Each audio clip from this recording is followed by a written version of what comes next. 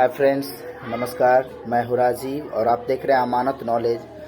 दोस्तों, आज कई दिनों से मैं बाहर हूँ, वीडियो बनाने का टाइम नहीं मिल पाता है, जिसके कारण आप लोगों को वीडियो जो है दे नहीं पा रहा हूँ लगातार, तो इसके लिए क्षमा चाहता हूँ। अब आज का जो सवाल है कुछ सब्सक्राइबर का, वह ऐसा है कि केवाला में मतलब ज़मीन रजिस्ट्री के पेपर में मौजा का नाम गलत हो गया, खेसरा नंबर गलत हो गया है। तो ऐसी परिस्थिति में हम उस ज़मीन को कैसे खरीद सकते हैं या फिर उसका सुधार हम कैसे करवा सकते हैं।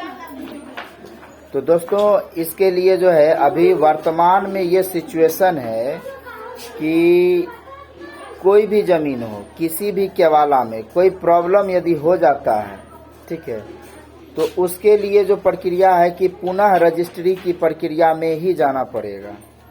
ठीक है, इससे पहले होता ये था कि कोई भी प्रॉब्लम यदि होता था, चाहे मान लीजिए खाता नंबर हो, खेसरा नंबर हो, रकबा हो, मौजा का नाम हो, थाना नंबर हो, कुछ भी हो, तो वो सुधार हो जाया करता था।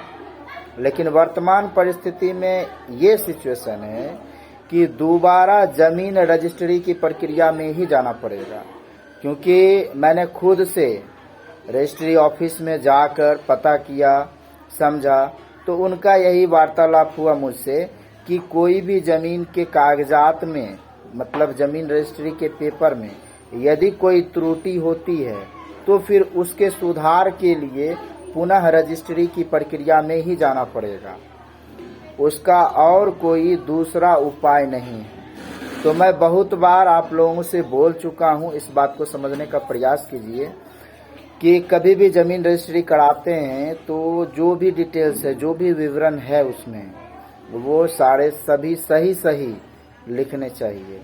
और जब पेपर रेडी हो जाता है, रजिस्ट्रार के पास जाने को तैयार रहता है, तो उस समय भी एक बार उसमें जो है अच्छी तरह से पढ़ें, मैच कर लें डाटा को, सही है तब जाके आगे रजिस्ट्रार के टेबल पर भेजें।